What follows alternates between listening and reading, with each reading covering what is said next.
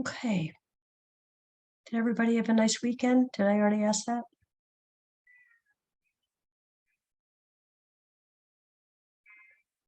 Did you guys have a nice weekend? Yeah, it was pretty nice. Yes, ma'am.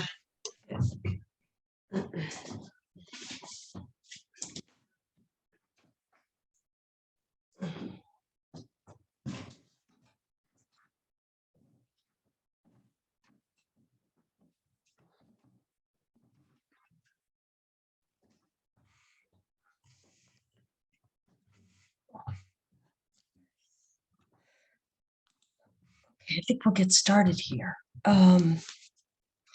Just everybody put their name in the chat, please. That'd be great for attendance. This is week 8. We're getting pretty close. We've got this week and next week for lecture. Weeks 8 and 9. And then week 10. Let's see. Week 10, we'll do exam 3, and then week 11, you have your HESI. So I still need to figure out, I'll do exam 3 review like I've done, but I also want to get a HESI review in. And with you guys having back-to-back exams and HESIs, I'll have to think about that. How to get that accomplished for you guys. I posted exam 2 grades over the weekend. After Dr. Kershaw and I met, I sent out numerous opportunities this week to review exam 2. And if you haven't done exam 1, we can review exam 1 as well. So I've only had a few takers so far. So anyway, those are available to you. I don't think this class, let's see, Juliana. Is Juliana here yet? Let's see, Juliana. Okay.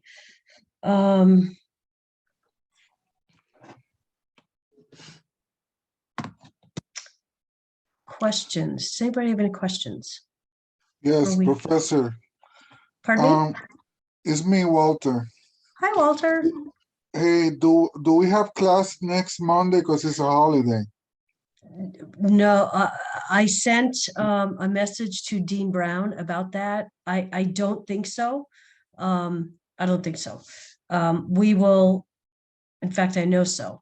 And the only reason why I asked her that is because my evening class is an RN class and there's an exam that night.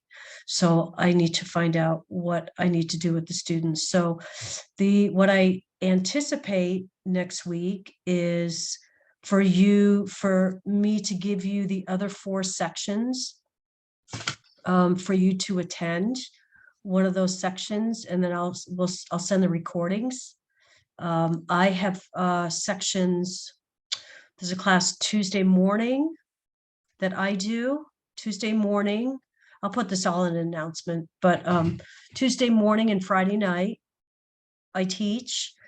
Tuesday mornings 9 to 11 Eastern, and Friday night 8 to 10 Eastern. And then Dr. Kershaw teaches on Wednesdays and Fridays from 1 to 3 Eastern. So those will be 4. Walter, you're shaking your head. I'm at work. Hmm. So I will have to look. I will have to see the recordings. Can you prioritize maybe trying to attend one of those classes? How? No. No. I mean, I'm working Wednesday. Okay. I have class Tuesday. Okay. I work every Friday, Saturday, and Sunday, and I get out very late. Okay. So then you'll have the opportunity, 2 things. One is to attend one of those other 4 lectures or listen to a recording. Okay. Will that work? Yeah. But yeah, thanks for bringing that up. Yeah, so next Monday we'll be off. Let's see. How's everybody coming with their HESI study guide? Good. Okay. Okay, you guys working on them? Anybody's blank? I hope not. No. No. How are you guys coming with them? Are you making progress? I'll be honest, I haven't looked at mine yet, but it'll get done. Okay, okay. And then everybody got the announcement about today. We all know about what we're doing today for the second hour, right?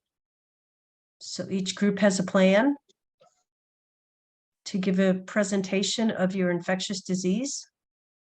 I thought we were just doing just the paper. Because I was going to be when we were doing the presentation. Yeah, because I emailed you about it and you said it was just the paper.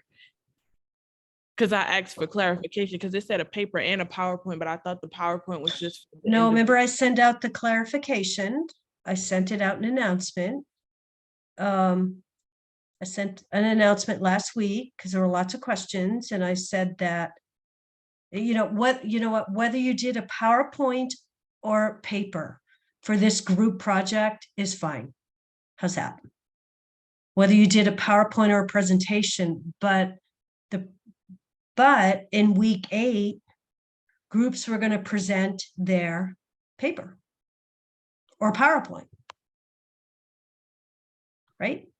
No, I don't get what you're saying. I thought all we had to do was get together as a group and turn in our paper. I didn't understand the part about when we come to class about presenting something else. I thought just the paper was what we were turning in. That's what I kept asking about.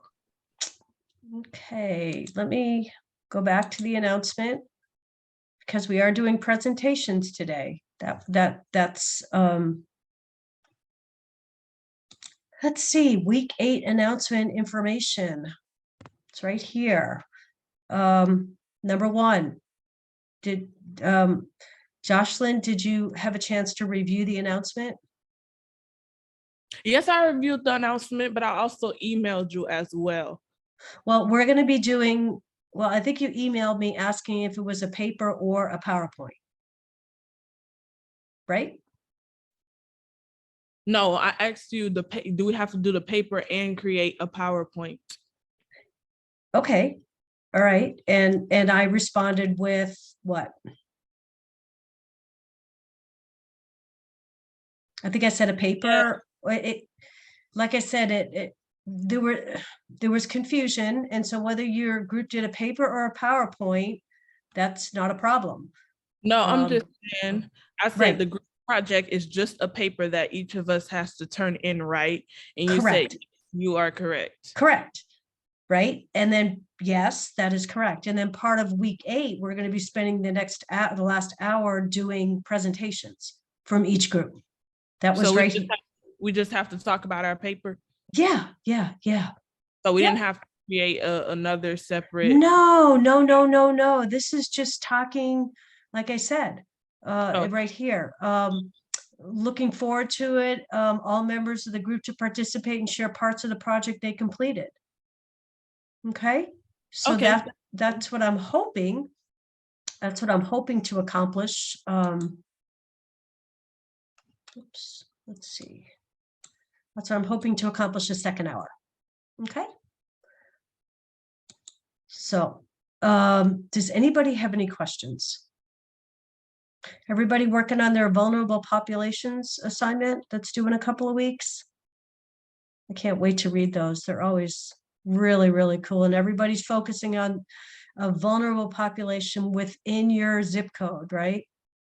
Nobody's doing the national statistics on homelessness or national statistics on HIV, something in a vulnerable population in your zip code. And could everybody turn on their cameras, please? Marissa, Giselle, Dallas, thank you. Okay. So let's go through our notes. The notes for this week were spot on. As far as, has anybody had a chance to review week 8 notes?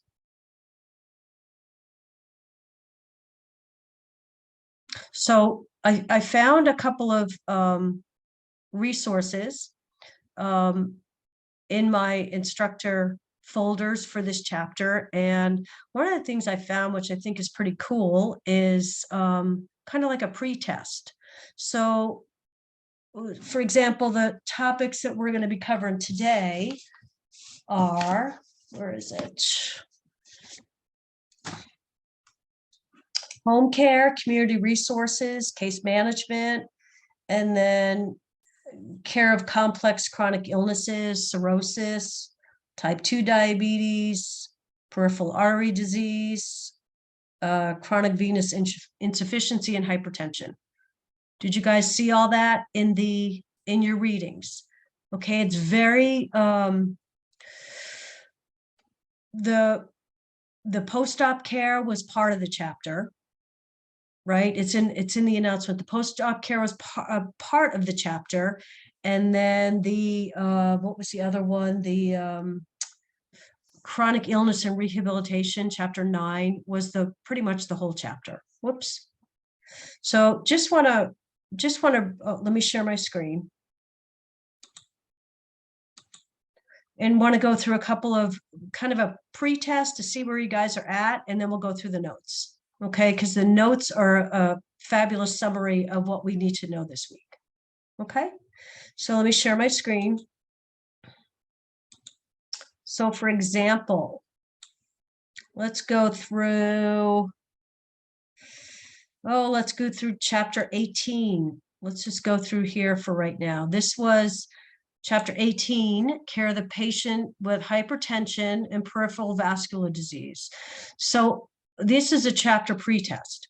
So I highlighted the questions that pertain to what we need to know in this chapter, which was hypertension. There weren't any questions about peripheral vascular disease, but there were 3 about hypertension. So take a look at these. If you have prepared, then you'll probably know the answers to these. If you haven't, these are good samples of the types of questions that will be coming up on the next exam. These aren't the questions, but this is a topic that will be coming up on the next exam. And there are questions about hypertension. Okay, so can anybody answer number 1? Headache. What else? Anybody else?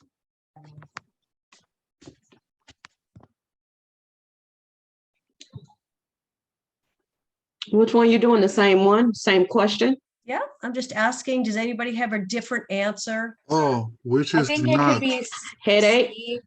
No, I'm sorry, which is not nausea.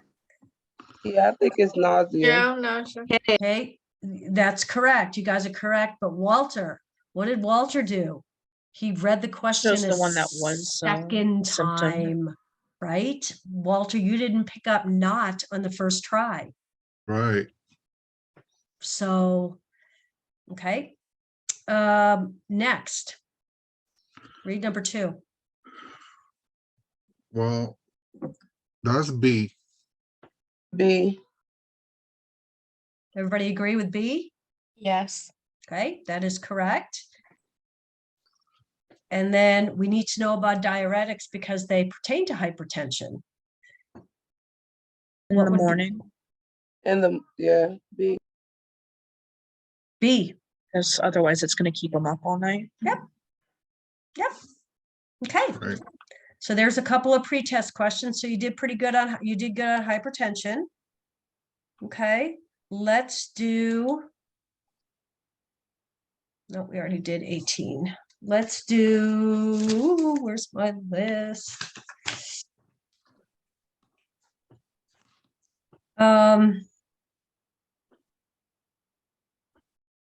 Let's do chapter 37. Okay, one of the topics we're covering is type 2 diabetes, right? That's in Yes. readings this week. So there were 3 questions that had to do with type 2 diabetes. Obesity. Read number 2 and tell me. Obesity. That's C. Does anybody have any other thoughts, or does everybody agree with Walter? I agree that it's C. I agree. Also agree. Okay, let's see. Let's see, we're on number 2 and 3. Okay. Okay, what about C is correct. What about number 4? Polydipsia, polyuria, and polyphagia. The polys, the 3 Ps. Okay, good job, you guys. Excellent. And then number 10, B. B, pancreas. okay, Yeah. awesome. Okay, so that's our little pre-test on hypertension.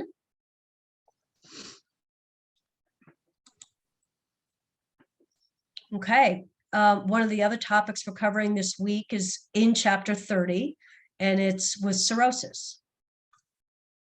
So there's 2 questions on the pre-test. Have a look at number 6. 6 is B. What do you guys think? B. Everybody agree with B? Yes. I'll say B too. Yep, Then B you is the went- correct, yeah. yep, B is the correct answer. And then what about number 7?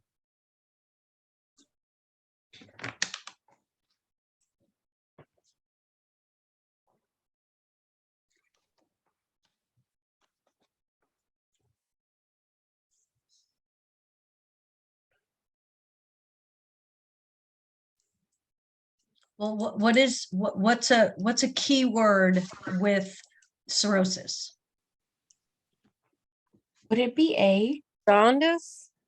Jaundice. I mean, that's one, but that's kind of a key word, right? When we're talking about cirrhosis. So what would be the right answer? A. A. A. So B and A. Yep. Erythema in this context is just like a rash of the hands. Is that what that means? Palmar erythema? Where are Erythema? where- No, the first part of Yes, A. yes. Okay, got it. Yes. Yeah. Okay, and then the next 2 chapters are kind of, if you look at your readings for chapter 5, which is post-op care, the pages are like 80. It's pretty much the whole chapter. So I don't know if you guys have had a chance to review this, have you? Because I want to do all these questions here. Because the reading encompasses just about, I think it's 83 to 99, which is the whole chapter. So let's do that. I don't know how much you guys have studied up on post-op care, but that's what chapter 5 is. Approximately how much time does an average patient spend in the PACU? 2 to 4, I think. What do you guys think?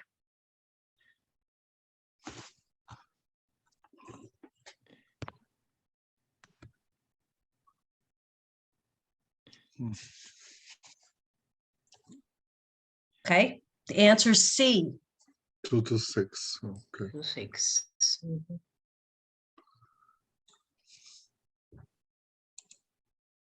Okay. The normal recommended frequency of assessments for the patients in the PACU is every. I think it's 15. I think it's Q15. You think it's 15 or B? 30. I think it's 30. Yep, B. Okay, 15. okay. Number 3.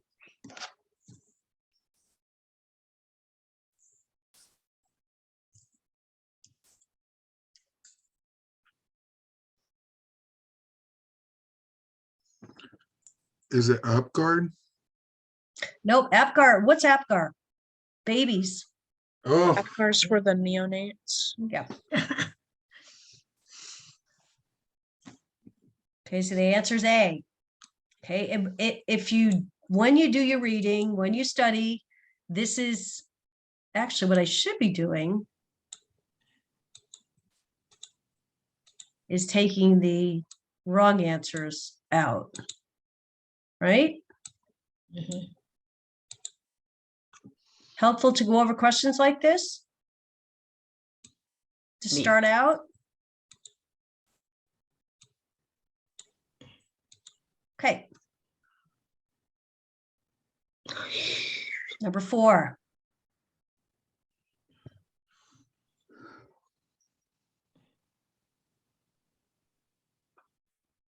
That's a hemovac, right? It's the ones that you press. Double check.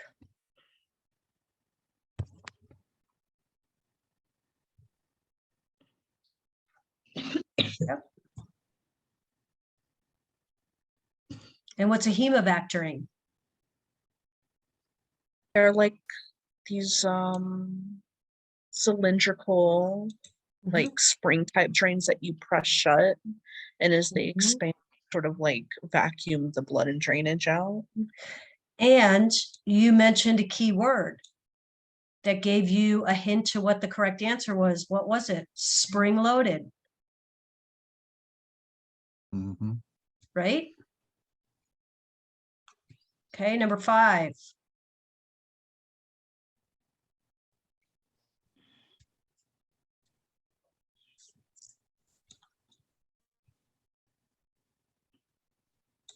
D. D. D. Guys think, do you guys agree D? Okay, D's the correct answer. Number 6. Again, number 6. Okay. Number 6.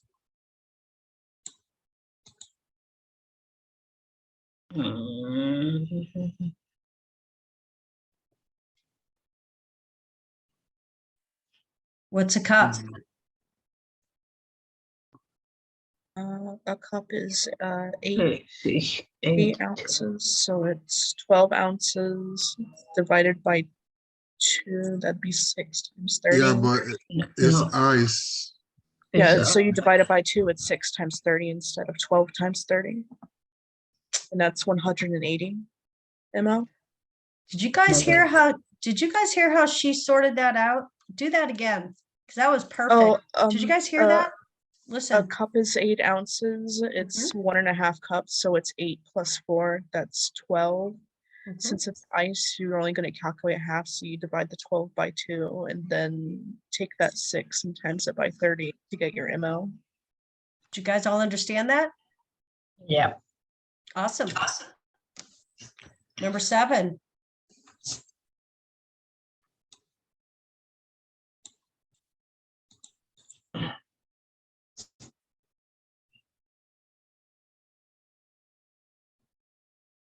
It's on one.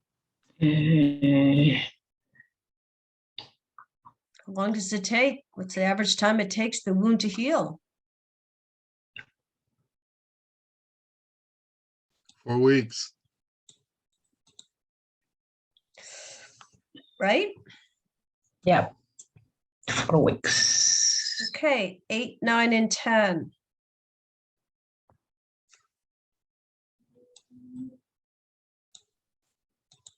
This is all in your chapter 5. It's milk, right? Vitamin C.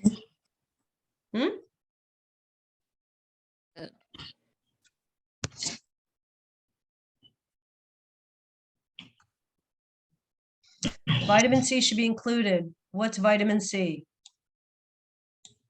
Oh. Oh. That's vitamin C. What about 9? Oops.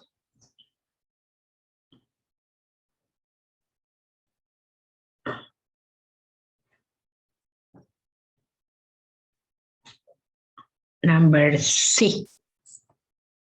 Okay, does everybody agree with C? Breathing into the blood. Yes, yes. Okay. And then number 10.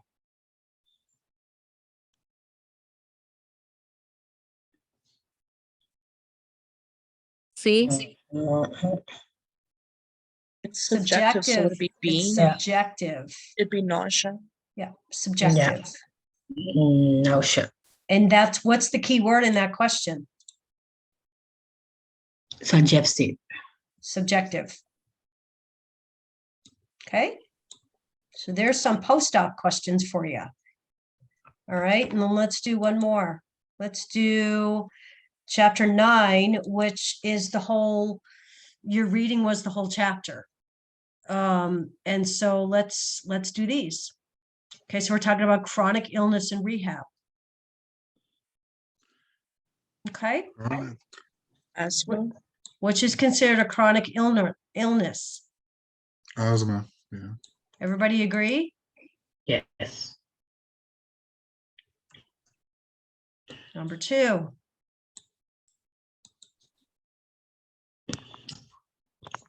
Oh, sorry. Severe rheumatoid. Yeah. Because they're gonna have that for life, and it's a severe pain. Related to mobility. Which patient would be most at risk for developing problems related to ability, related to immobility? He's right. C. Do we agree that this is the right answer? Yeah. How about the osteoarthritis? Well, hang on. What's the word in the question you want to pull out? Most at risk. Most. Developing problems related to immobility. So they had to Walter, well for a most. long time. Okay, do you see how that's a priority question? Most.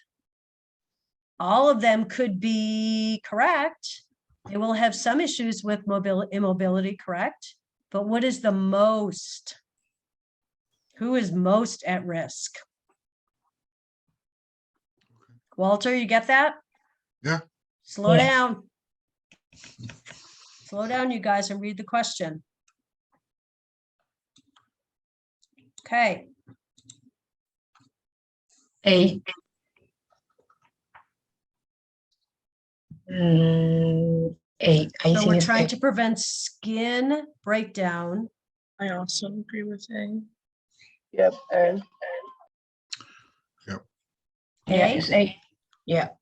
Okay, you're correct. Number 4.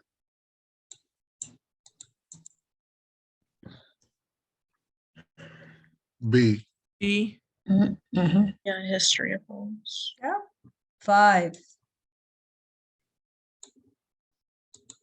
Oops, I didn't mean to do A.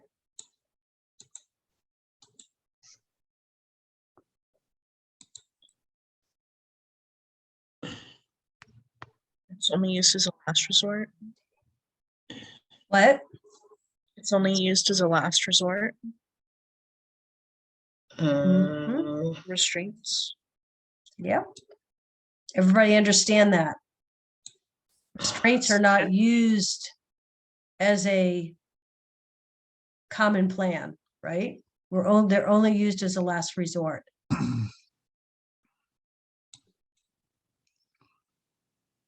Okay.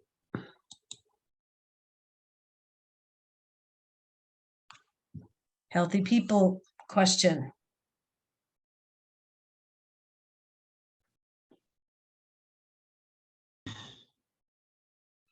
Is D, I think. Like, it's healthy people. 6. C. C. C. Increasing the proportion of adults with yes. disabilities who participate in social activities. Right? Yeah, it's increasing. Yeah. Okay. Okay, 3 components of respiratory rehab. Breathing, exercise, and what else?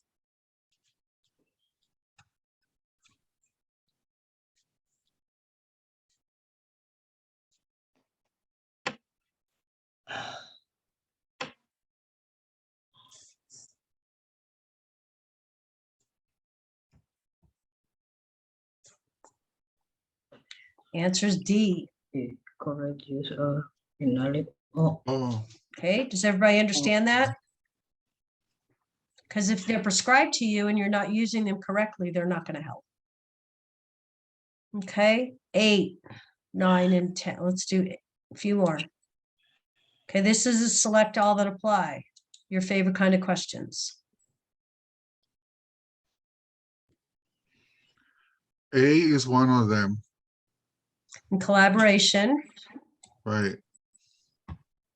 okay, B, He is not one of them, right? Because it's teaching. education, yeah, B, Yes. reinforcing teaching. And C. Reinforcement.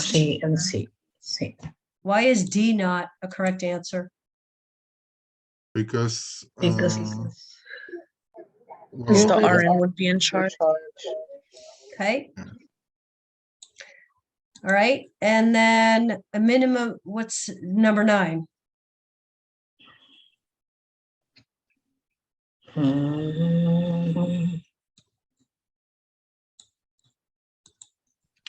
the minimum data set screen.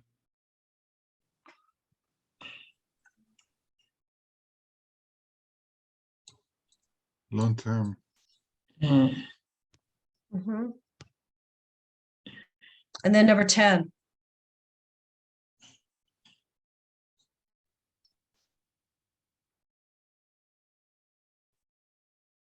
C. Correct. Why is C why is C correct? It's maintaining their Because you're dignity. promoting. Correct.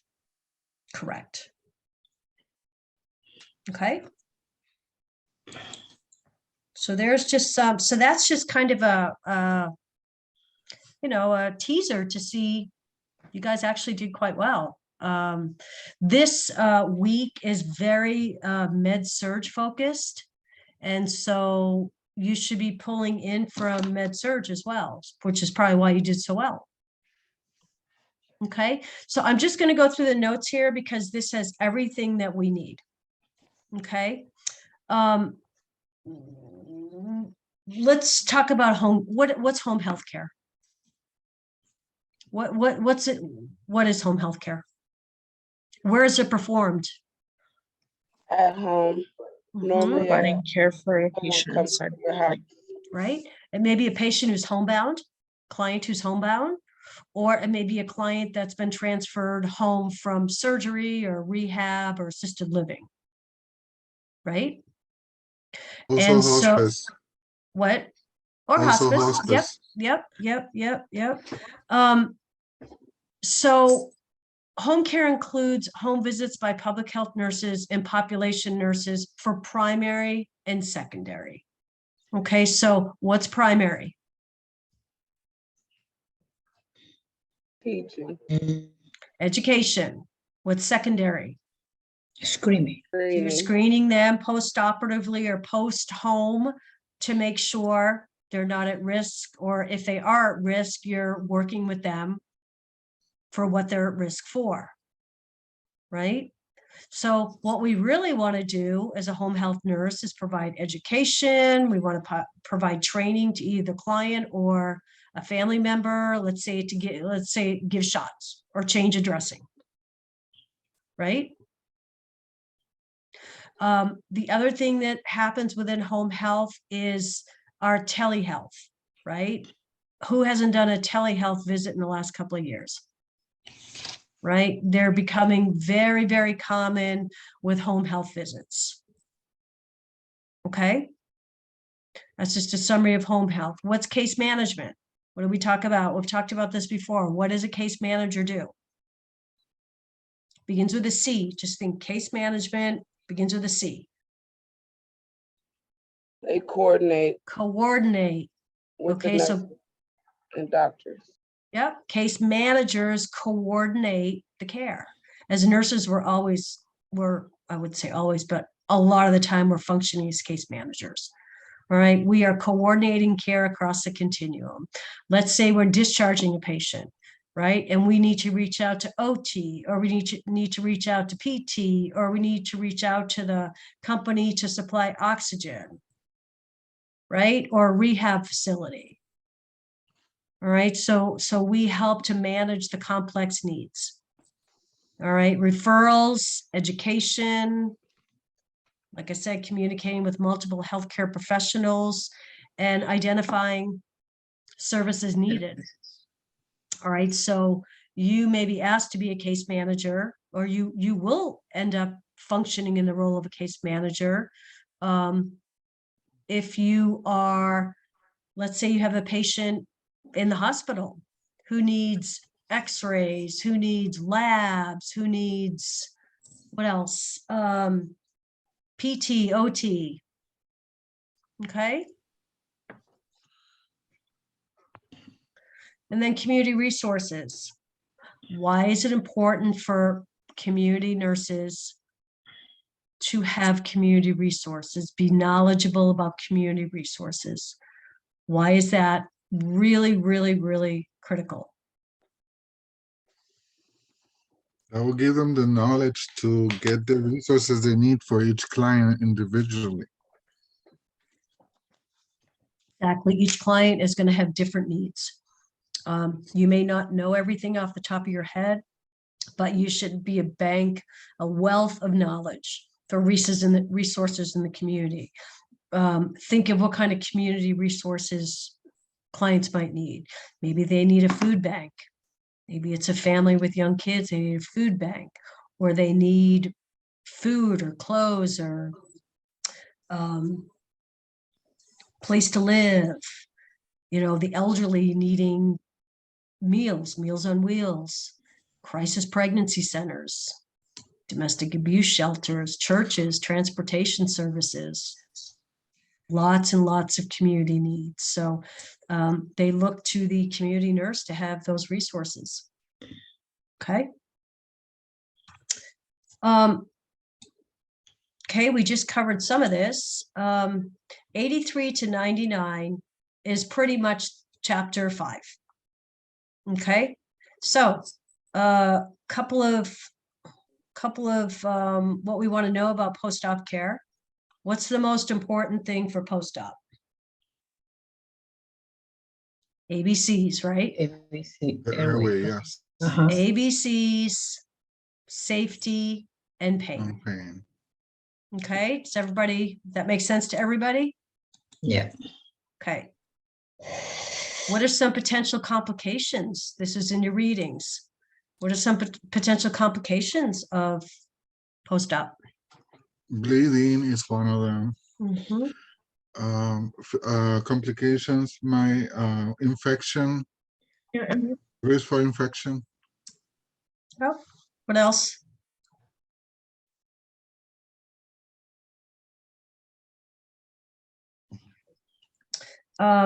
This is in, just want to show you.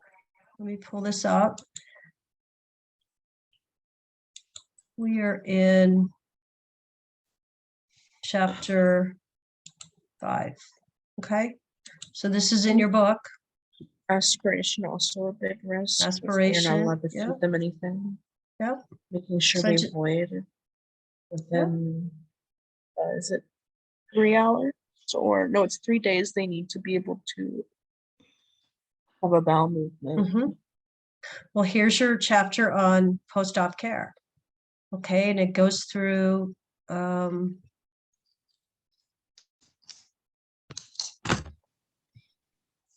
okay, we just said that airway, breathing, circulation is the priority. All right, so this is really a good chapter to read. What do we look for airway? What do we look for circulation, mental status, vitals? But I want to show you about the things that can, this is, all these new chapters in these new books have an excellent going through the nursing diagnosis, or going through the nursing process. Okay, nursing management, nursing process. It goes through the whole ADPI. You don't have to read all this, but know that each chapter has a wonderful breakdown of the ADPI for each of the topics we're covering. And here we're covering post-op care. Okay, but I wanted to go through, and there was a section in here.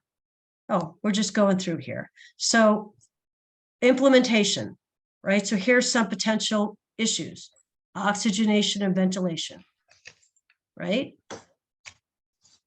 Circulation, tissue perfusion,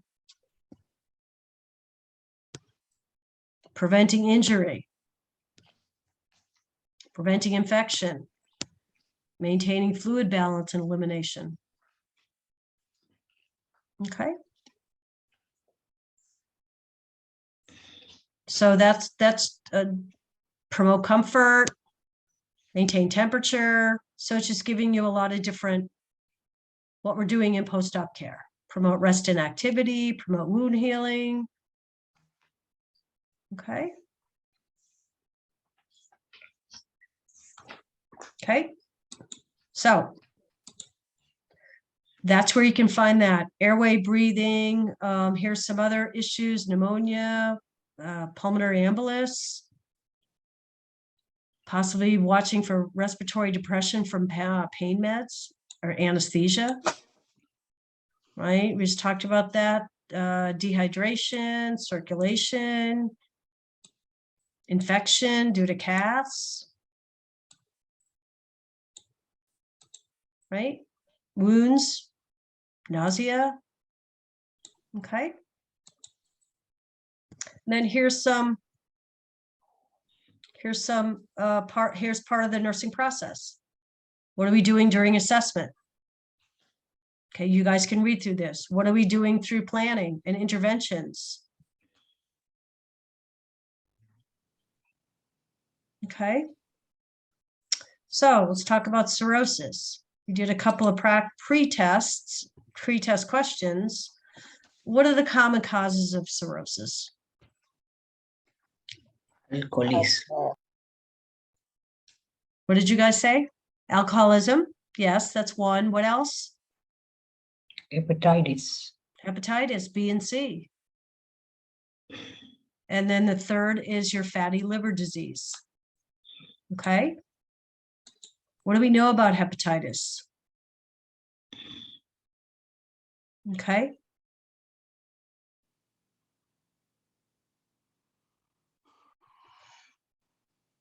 What does the patient present with?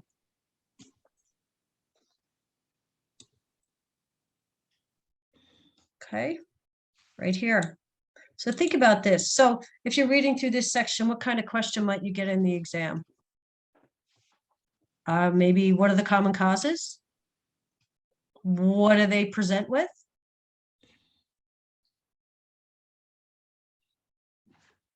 Okay. High risk of bleeding and bruising with the lack of vitamin K. Okay. Pruritus, jaundice. Okay, so there's lots of right here. There's all your breakdown of cirrhosis. Okay. There are questions on the exam about cirrhosis. So this is a good summary. What are some interventions for cirrhosis? What would you guys think? Giving them information for like support groups or information about stopping drinking alcohol. Okay. Yeah, that's down here. Avoid alcohol consumption, monitor for bleeding. What are your daily weights? You know, like the question asked, what do? We do daily weights and we measure abdominal girth. Okay, right here. That was one of your questions, right here. About the ascites. Yeah. And how do we treat ascites? Give them albumin. Give them what? Albumin. Okay. Diuretics. Okay. That's cirrhosis. Okay. COPD. What's COPD? Chronic lung disease. Chronic Mhm. breathing issues. Okay, what are some sign, if somebody has emphysema, how might they present?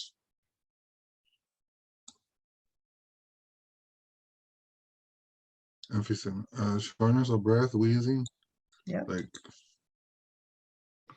Productive cough, weight loss.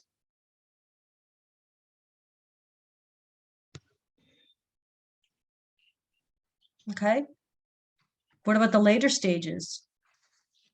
What if you have asked a question about a COPD client and you say, what may they present with, or what may they present with in the later stages? Well, here's your later stages. Okay. What are some interventions for COPD? Stop smoking. Yeah, right here. Stop smoking.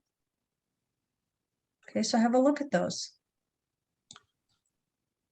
All right, and type 2 diabetes. We just did some questions on that. Okay.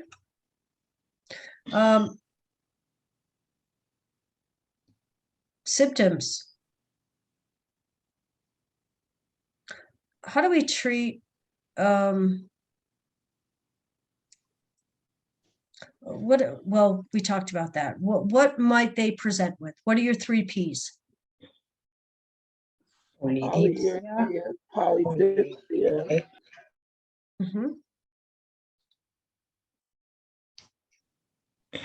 Okay.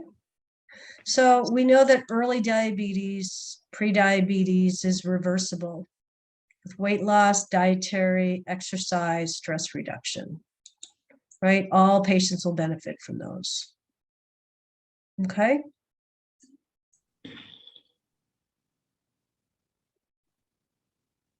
Okay, what's hypoglycemia, high blood sugar. right? No, What hypo, low blood sugar. Oh, hypo? What's hypo? Low blood sugar. Yeah, and what might some symptoms be of low blood sugar? Um, Hunger, sweaty. What else? And what's a treatment? What's a treatment for hypo? give What do they something sweet. need? They need Orange sugar. juice. Yeah. Candies. Suck on a piece of candy. Yep. Soda, candy, glucose tabs. Right?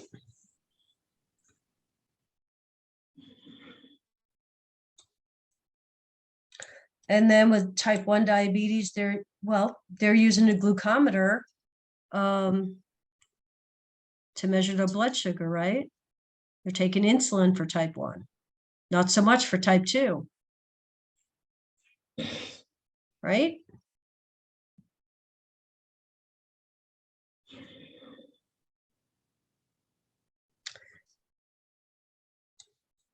Here's some other examples of oral hypoglycemics.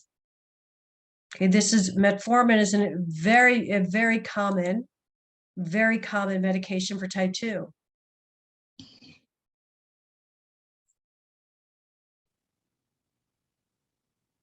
Okay.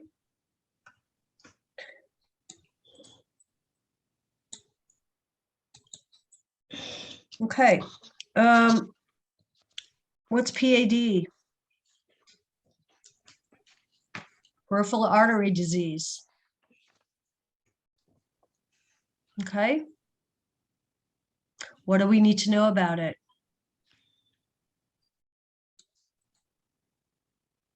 Okay. Atherosclerosis of the peripheral arteries leads to decreased blood flow to the extremities. Oh, poor circulation. Right? Okay. Read this part in the book. It's short. Let me show you.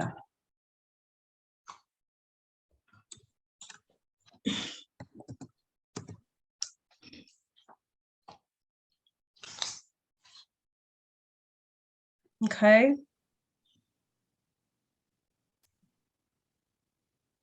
Right here, page 416. Okay, peripheral artery disease. Basically arterial insufficiency. Okay.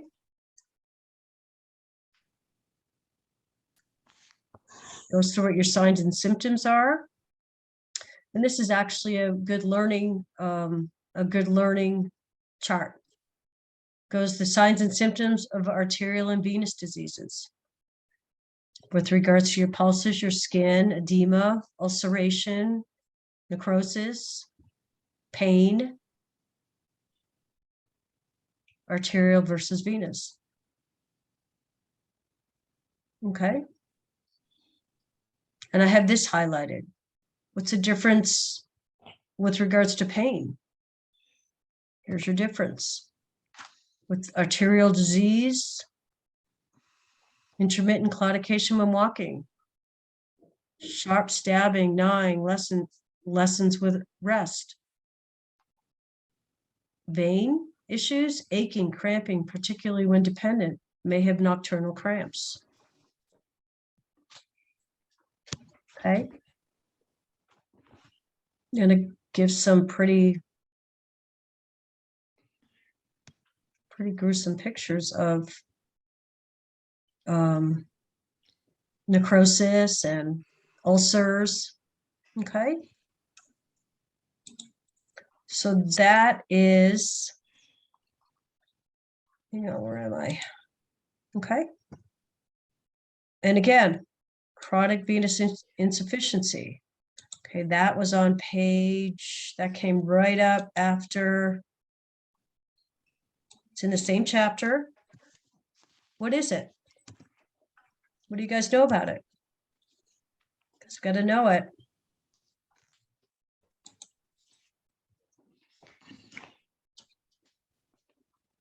Where is it? Right here, page 430. What's the difference between that and the previous?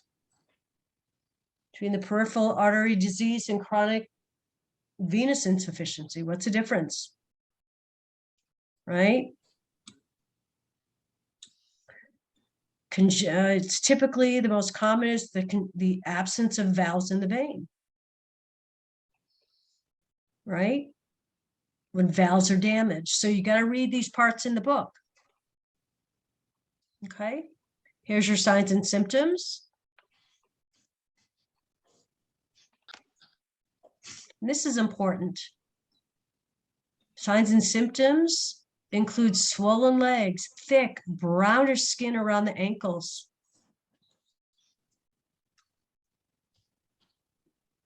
Okay. So don't just read from the notes, just make sure you go back to the book and review that section. Okay. And then, oops, hypertension. What's normal? What's a normal blood pressure? 120/80. Okay. Okay. How is hypertension treated? Maybe medication, but what else is important? Lifestyle Exercise. modifications. What was that? Diet, Lifestyle modifications. yeah. Weight loss, smoking cessation, if that's what it is. Right, typically anything over 120 to 80, usually between 121 and 130 is trying to lifestyle modifications, but once you get above, 130, it's typically treated with antihypertensives. Okay. And here's a nice summary of what is the measure of blood pressure mean. Okay. What are some contributing factors to hypertension? Age. Yep, family history, age, alcohol, smoking, diabetes, stress. Definitely decreased kidney function, right? Yeah. And what are some interventions for hypertension? Again, this is a short section in your book. It's 405 to 413. So have a look at that.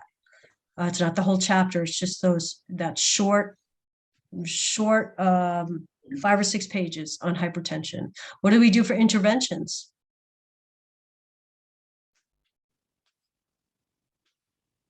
What do we do with the diet? Would we increase or decrease the sodium in a diet? Decrease. Decrease, right? Advocating for routine exercise. Smoking smoking cessation if they smoke. Maybe restrictions on the caffeine. Right? Empowering patients, with the ability to possibly decrease their blood pressure with lifestyle changes or losing weight or whatever. Okay. And obviously educating them on the long-term complications if they don't.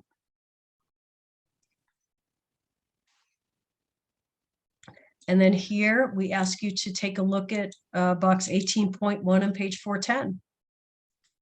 Okay, for patient education related to medications. There are a couple of questions on the exam with regards to medications for hypertension and with regards to patient teaching.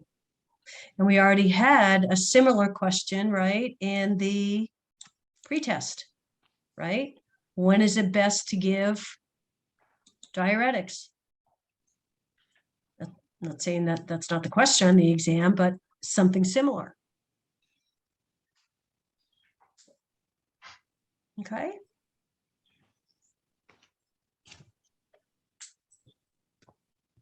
So there's all this is, like I said, this week is heavily med-surg focused.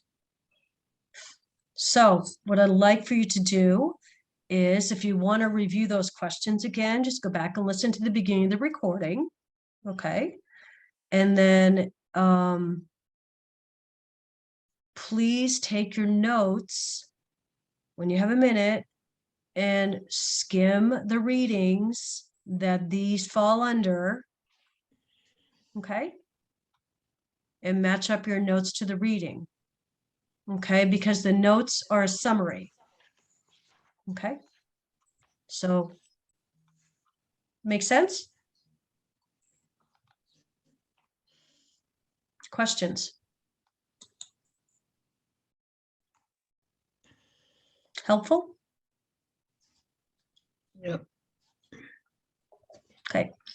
All right, let's take a 5-minute break because, yes, let's take a 5-minute break, get something to drink. And if you guys want to talk amongst yourselves, each other, I don't know, whatever, because we're going to do some quick presentations. Because I didn't grade your projects yet because I wanted to do presentations first. So, okay, 5-minute break. I'll see you. It's 2:59. I'll see you at 3:05. Well, what time is it? 4 o'clock. Right? Is it 4 o'clock for you guys on the East Coast? Yeah. Yeah. So I'll see you at 4:05. Okay.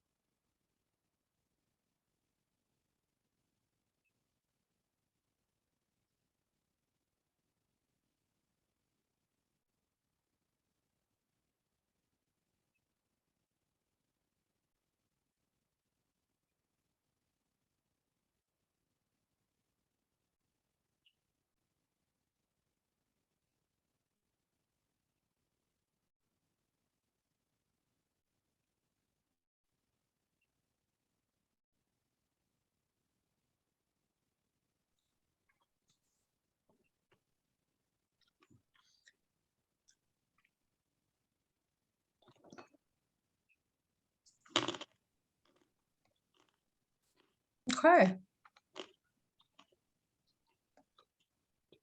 Make sure everybody put their names in the chat, please.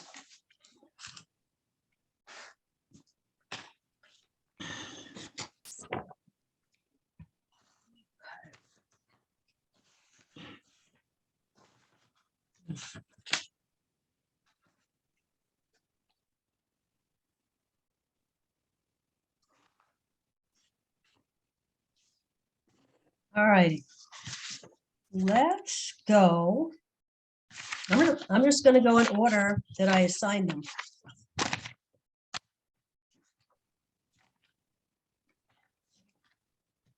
Oh, how can I- it's disorganized.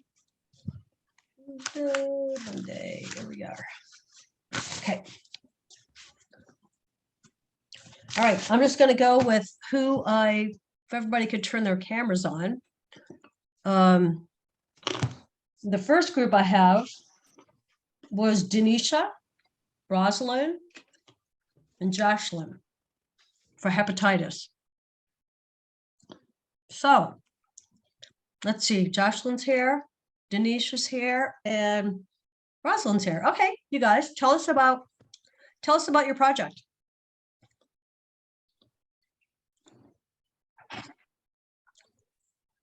We had hepatitis, and hepatitis comes in many different forms. It has hepatitis A, B, C, D, and E. We focus more on hepatitis A, B, and C because that was the most common ones. People that are at risk for hepatitis A are like people that travel internationally, pregnant women, people with chronic liver disease, and also those who are in like low or middle income countries because of their poor hygienic practices. And that's the one that you want to, that's the one that is not curable. Like you just treat the symptoms. Okay. And it goes away on its own, like within a few months. All right. Denisha, how is hepatitis transmitted?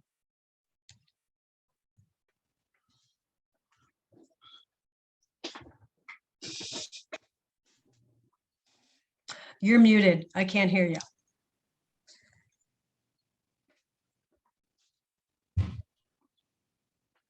Oh, Denisha, you're muted. Oh, sorry. There you Okay, go. okay. How's it Okay, transmitted?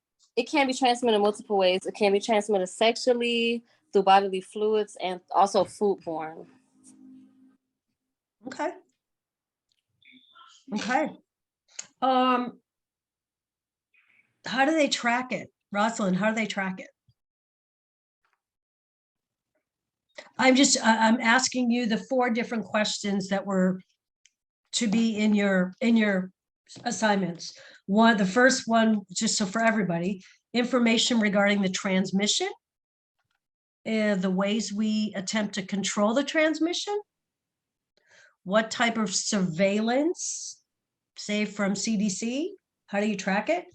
And then what are some treatment approaches? So Rosalind, how do they surveil it?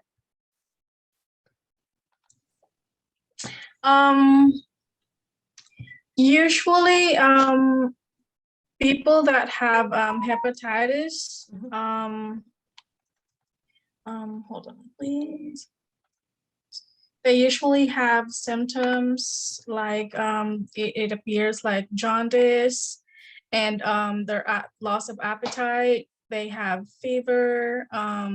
They would have abdominal pain, joint pain, and dark urine. Okay. How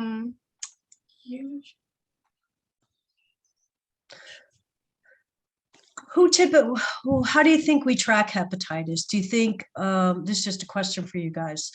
Do you think it's reported to local health departments? Yes. Of course it is. Of course it is. Right? Because then they have to do their due diligence in tracking. How is it transmitted? What happened? Where did it come from? Right? Mm, And then my last question for your group is treatment. How's it treated?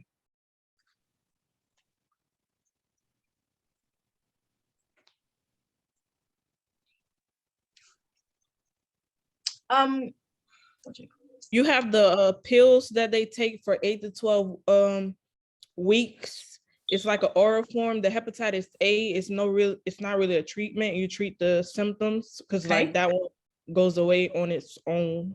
Mhm. And then hepatitis C was the only one that was like, that was the one that they just cured. Like once you take the pills, like it's curable. Okay. All right. Does anybody have any questions for, let's see, we'll call them the alpha group. Anybody have any questions about hepatitis?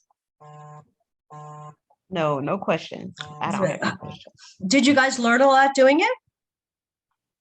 Yes, I didn't know that like hepatitis A goes away on its own. Mhm. Like it's not really a cure. Mhm. And then I didn't know that like I was trying to figure out it has so many different hepatitis, but like what it was like B and C and also D, I think that was like the body, like it was hard to like differentiate the different ones and how they treat them and how one is curable, but one is not, but they both get transmitted the same Yeah. way. Great. Awesome. Good job, everybody. Ready? Yay. Great. That's awesome. Thank you, guys.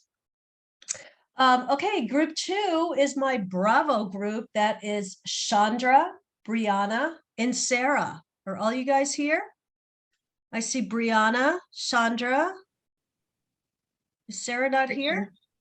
Oh, there you are, Sarah, right in front of me. Okay, and you guys did HIV? We had HIV. Okay, so however, I'm just gonna go through those 4 questions. You guys can do it in any way. Transmission, control transmission, how is it transmitted? How is it controlled? Who tracks it? And treatment approaches. So any one of you guys can start. Well, it's transmitted, it's a sexually transmitted infection and it is incurable. And I know the CDC primarily tracks it by there's a lot of prevention. Mhm.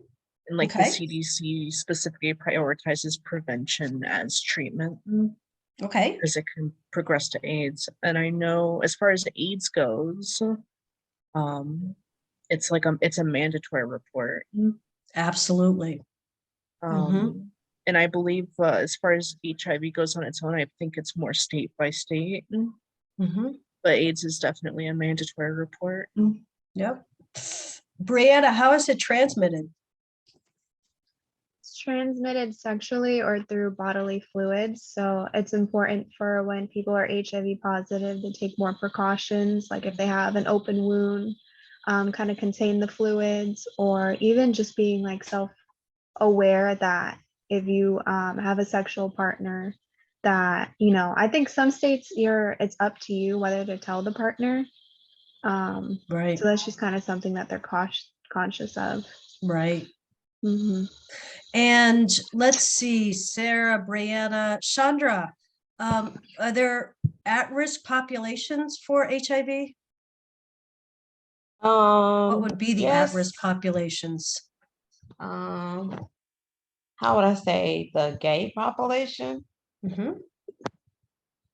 is the most popular population, and then as I was reading, that's the most popular, but also like a female that's living in poverty, that's sleeping, with different partners, Mhm. someone that's homeless, someone that doesn't have access to condoms or medical advice or education. Can anybody else think of another population that I'm thinking of that would be at high risk? Like needles. Yes, maybe drug addicts that Share Yes. needles? Yep, Share needles. Needle stick injuries. yep, yep. I only say elderly because I know there's a thing with when people go through menopause or they're no longer able to conceive children, they stop using condoms and the device. Okay. Is it treatable? What do you treat No. HIV with? You can It's treat it, treatable, but but it's it's not not curable. not curable. Right? You can use what, antivirals to Mhm. manage symptoms? Right? They're it's called, I think, Antiviral. ART, so antiretroviral therapy. Mm-hmm. Did you guys learn more than you knew about HIV? For the most part, yeah. On the most part, yeah. Okay. Group, do anybody have any questions about their presentation or the topic? Fascinating topic, isn't it? Fascinating. Okay, thank you. Okay, let's go to my Charlie group. Oh, okay. That would be Carol and Walter, just the two of you. And you guys did whooping cough. Whooping cough. Originally were three of us, but the other student dropped out for some reason. I don't know. Yeah. But anyway, whooping cough is also known as pertussis. It's a contagious respiratory illness that can cause serious complications, usually on infants and toddlers, but they also found them in adults also. Okay, how is it transmitted? What's the mode of transmission? Mode of transmission is usually like a cold. It has the same symptoms similar to a cold. Some of the signs and some of the signs. Hold on, I have it right here. I'm sorry, I'm doing my. No worries. Some of the complications. Are you talking about, or? Or yeah, sure. Well, dehydration, severe weight loss, increased risk for pneumonia. They have found also rib fractures on severe cough, sleepiness, seizures, brain damage. It's a very serious condition. It is. Yeah. Carol, how's it treated?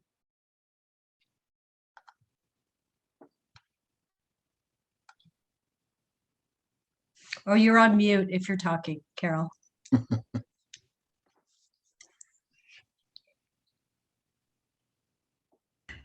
Oh, There sorry. you are. That's okay. Yeah. No, the treatment is generally involves antibiotics, and early treatment is crucial. You may be able to reduce the severity of your infection if you receive treatment early. So another thing is contact people that is close involvement and need to protect them from that disease by treatment. It's unlikely that treatment will be help you after 3 weeks in spite of symptoms. The bacteria have been clearing from the body. Okay. They also have a vaccine for it. Yes. That was my next question. Yes. Who gets the vaccine? Or what? Who should be getting the vaccine at early ages? The kids, right? The kids, yes. That is one of the pertussis is one of the not preventable, but hopefully preventable childhood diseases, right? Right. So what happens, and this happened to me over the last 20 years, what happens if you have a family that doesn't want to get their vaccinations, one for pertussis, can you force them? Yes. With No. pertussis vaccinations. You cannot force. You cannot force, but you can educate. Educate, yes. but force is not, Mhm. no. Because they have the ability, this is for pertussis vaccine, to do a personal exemption, religious exemption, medical exemption. There may be doctors that write notes that the child is not healthy enough to get the vaccine. Right. So in that case, and this is a question to the whole group, what do you do if you're the school nurse and you have 10 kids in the school who aren't vaccinated for whatever reason, personal, philosophical, religious, medical, the kids aren't vaccinated, and you have a parent who calls in and says, my 2 students were diagnosed with pertussis yesterday, just letting the school know. What do you do with those kids who aren't immunized? You still treat you still have to treat it like a cold, like preventive. Mhm. Like isolate the students is one thing. The other will be like education, like cover your mouth and nose with a tissue. Mhm. Disregard the tissue in a basket. Cough or sneeze on your upper sleeve. Mhm. Well, Use that's good. alcohol base. That's good for a cold, but obviously if kids have pertussis, they're home. They're home until they're not symptomatic anymore, right? Right. But for the, what I say, those 9 kids or 10 kids that aren't immunized, it would be beneficial to give those families a call, a heads up. Hey, we have pertussis in the school. Can't disclose anything more than that.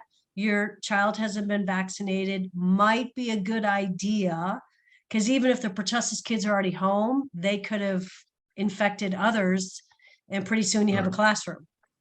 And so Right. best to call those parents, inform them, right? Pertussis can be a very serious disease if you're not vaccinated, right? So you Right. offer the families information and then encourage them. I would encourage you to keep your students home until this outbreak passes.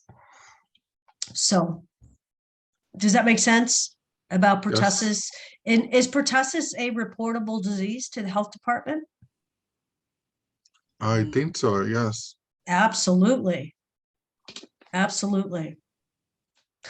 Anybody have any questions for the group? Man, I dealt with pertussis for a long time, over and over and over again in the schools. Well, on a side note, I put here on my little notes, remember to wash your hands. Yeah. Universal precautions, right? Does everybody Right. practice universal precautions? Right. Yeah. Okay, cool. Anybody have any questions for Walter and Carol? Nice job. Thanks. Next is my Delta group that did Ebola. That would be Teresa, Natalie, and Marissa. I know Teresa's here. I know Marissa is here. She was. I think it's just me, Oh, Teresa. Teresa. So I don't have Marissa or Natalie. Hang on a second. Marissa was here. Teresa.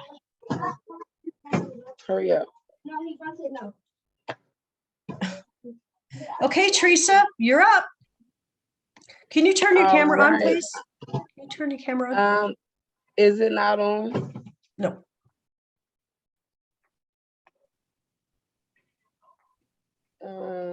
It's There you are. Sorry, I'm logged in on 2 screens because my computer keeps That's okay. acting up. So, Teach us about okay. Ebola. Ebola, it's an infection that's marked with severe bleeding, organ failure. It can lead to death. The normal host from this is unknown, and most people say it comes from bats, and some think it's from mosquitoes, but that's not the fact. This can cause vomiting of blood or even coughing it up when it's not treated properly. Wow. How is it transmitted? It can be transmitted through It's spread through direct contact with bodily fluids or even blood. So examples of this would include vomit, urine, sweat, semen, even diarrhea. Yeah. It cannot be spread through the air, food, or water. However, it can be spread from objects or surfaces that have been contaminated by the bodily fluids of a person who has had symptoms. And how can it not, I missed that first part. How can it not be transmitted? By air, food, air, or water. Yeah. Okay. They don't really actually have a cure for this, but they do have a drug regimen that doctors use. It's a mixture of 3 antibodies. They can also do an antibody injection, and it helps to block the virus from entering the cells. Things you can do to manage the symptoms that you are experiencing is give oxygen, blood pressure medications, and they also do fluid and electrolytes. And depending on how much blood is lost, there's a possibility for a blood transfusion. The CDC states that you should avoid any person's bodily fluid and blood, or any person that has came in contact with Ebola. They should be isolated because it can be spread. They also state that having a good hand hygiene regimen also prevents the spread, using soap and water or alcohol-based sanitizer. And like I said, avoiding like touching blood or body fluids from people that have had it.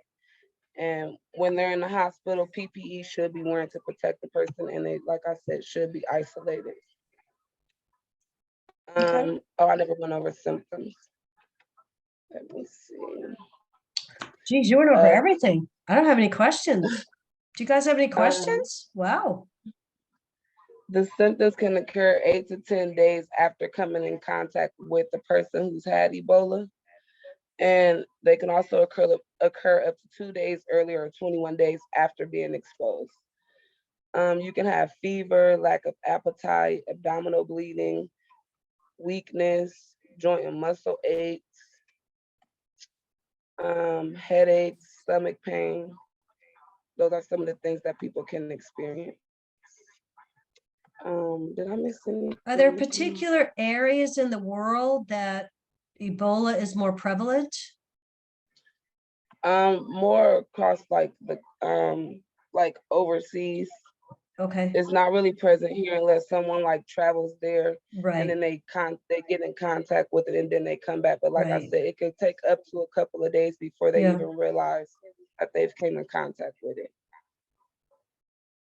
What was the we had a recent scare with Ebola a couple of years ago, didn't we? Was it in Texas? Do you guys remember that? Where somebody flew in to like New York or something, then went and they lived in Texas. Do you guys remember that?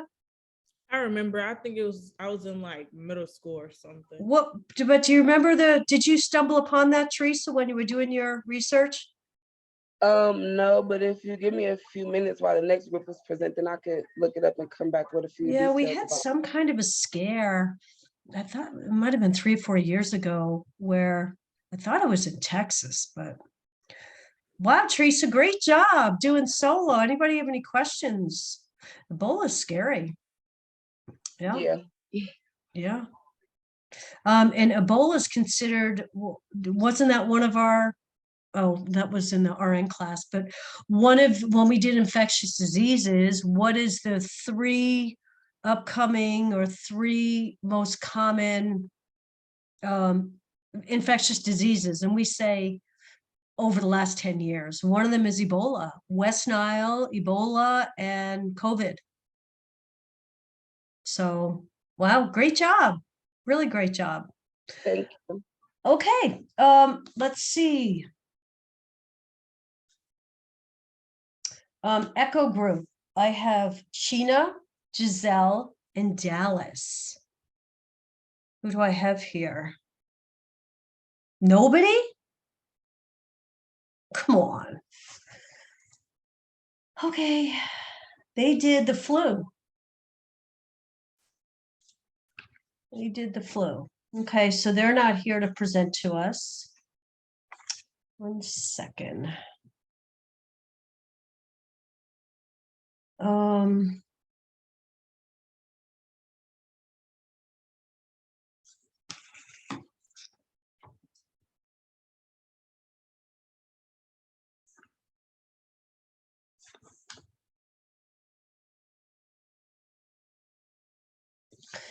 All right, let's see. The last group is my Foxtrot group, which is Felicia and Diamond, and I do not see Diamond. And you guys did the measles. Is that right? Yep. Diamond said she told you she wasn't going to be here today. Okay. Okay. Rich, look at Rich. Okay, Felicia, we Okay. want to hear about the measles. Give me 1 minute. Okay. No worries. Again, another childhood disease as well. Well, typically. I'm sorry. I have the grandbaby that doesn't want to leave me. Oh, Okay. So it's measles, and measles can be, measles causes a red blotchy rash that usually appears first on the face and behind the ears, then spreads downward towards the chest and finally to the feet. Measles Okay. is a childhood infection that causes that's caused by a virus. okay. So the symptoms are high fever. Sorry, I'm so sorry, it's so noisy. That's okay.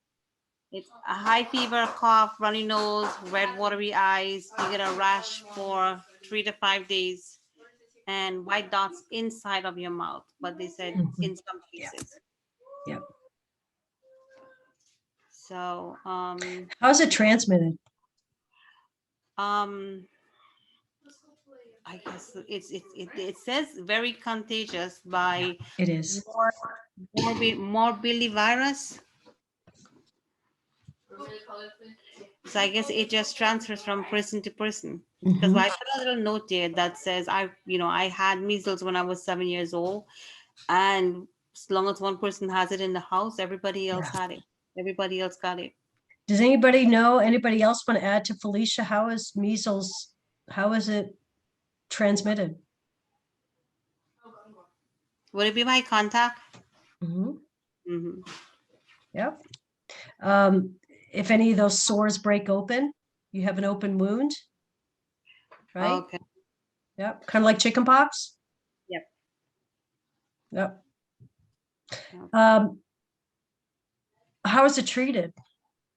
Vaccination. Okay. What if you don't have a vaccination?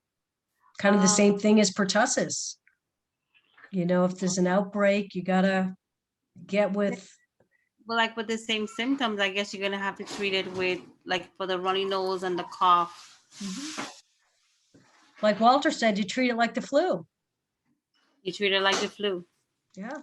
It's not bacterial, it's viral. Yeah, it's not bacterial. Yeah. Yeah. Yeah. And I would say the same as pertussis with the measles, you know, especially in the schools or say a nursing home. You know, if you're not vaccinated and there's an outbreak, you're at much higher risk. And then if you're not healthy, right, say immunocompromised for whatever reason, diagnosis, chemo, whatever, then you're extra at risk.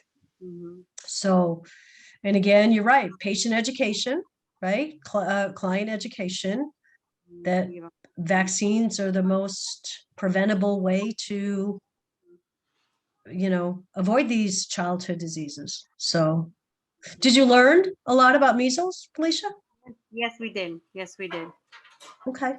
All right. Diamond and I went over it, and we did a lot of reading about it. Great. So. Does anybody have any questions? Nice job. Nice job. Well, you guys survived your presentations. It's really nice to hear from everybody. Really nice to hear from everybody. You all did a great job.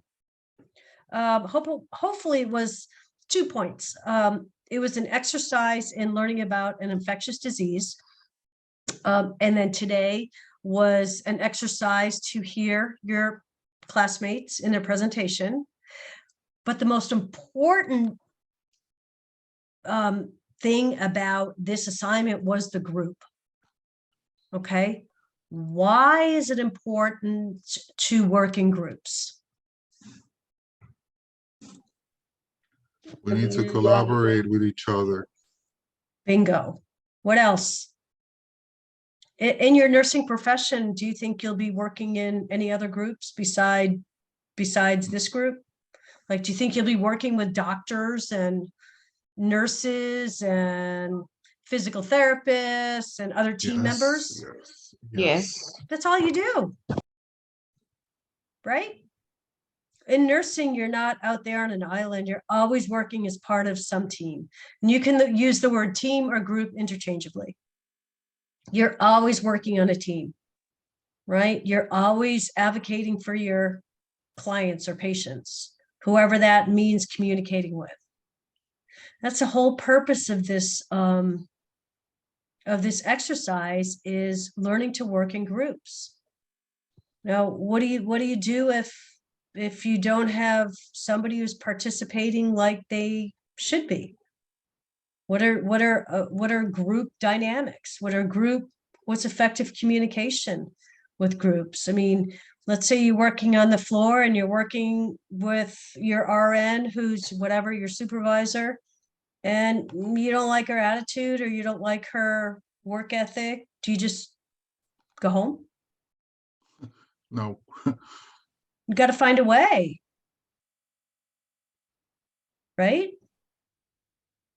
So what do you think? We're almost done. A few more minutes. What do you think are important? What's important in group dynamics? Walter said collaboration. What else? Like listening to each other and being able to respect everyone's, opinion to find a way to make things work. Perfect. What else? Communication, that's a big thing. What else? Everybody got a different opinion, so you can listen. Maybe it's something that she can explain that you didn't understand. Mm-hmm. Your partner. Yeah. Non-judgmental, right? Yeah. Everybody's entitled to their own opinion. Okay, so the other side of the question is, what do you do if there's conflict? What do you do if there's communication issues or participation issues or carrying your weight kind of issues? How do you go about that? Well, for me personally, I reached out to the ladies in my group like a week before, and then a couple of days before the project was due. And then I think like maybe a few days after that, I contacted you to let you know like this was what's going on. Maybe you could reach out for me and we can go from there. Yep. But you still want to try to, give them a chance to, well, what's the word I'm looking for? Maybe explain, where the lack of communication came in, because maybe they just didn't receive the email, or you got a letter wrong in the email, and that could have been why they didn't know what was going on or what needed to be done. So that's why I'll say reach out to them first, and then like give it a little time before you just go above that person. Mm-hmm. So let's say, for example, you have a client that's starting their chemotherapy tomorrow. Okay. There's been a plan in place for a week. There's some other team members that you're going to be present. There's other team members that are going to need to be present as well to start this chemotherapy. What do you do if your teammates don't respond or don't show up and they're part of the care team for a patient who needs to start chemo tomorrow? Is that a problem? That's a big problem, right? So the other thing that's helpful after you do a group project is to debrief. We call it debriefing. If everything went well, then everybody's cool, no issues. But if it didn't go well, Teresa, for example, you should call your team together and do a debriefing. Where did it break down? Where did it break down? Who didn't? And it's not so much to blame people, but to understand how important group dynamics is. Because in nursing, we're not out in an island. We are always that case manager, always that coordinator of care, right? Right. So yeah, in the RN class, they actually have 2 group projects. And typically, when they have issues with the first project, we keep them in the same group for the second project because we want them to debrief after the first one of what issues they were having. And then they typically turn it around and come together for that second project. But you guys only have 1 project. So anyway, no, this has been really cool. Thank you. Did you guys, was this productive? Hearing from everybody? That was awesome. Awesome, awesome. All right, let's go pull up our attestation, week 8 attestation. For those of you that are still here.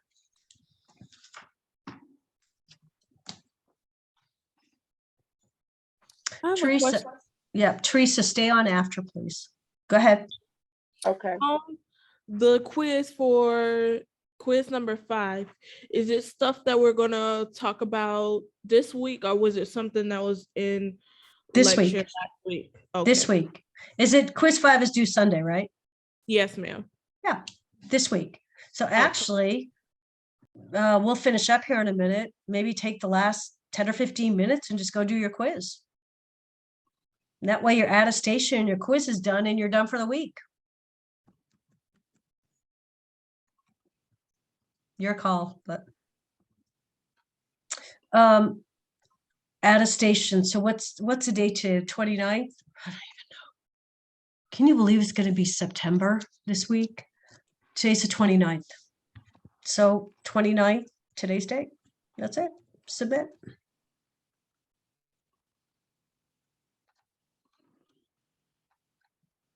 This has been a really good class. I really enjoyed this. And the one thing I really enjoyed, not only presentations are number 1, but number 2, I like going through those pre questions just to see where you guys were at.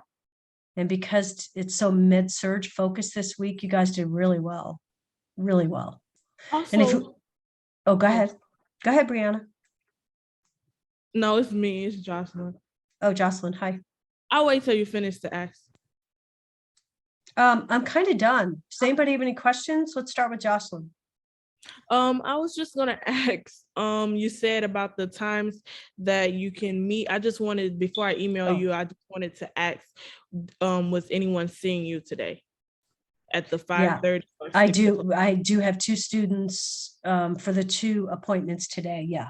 And then I have 1 student tomorrow night at 7:00, and that's it. Everything else is still open. All right, thank you. That's what I wanted to know so I could know what times to choose. Yeah, yeah. All right, everybody hit submit on their attestation.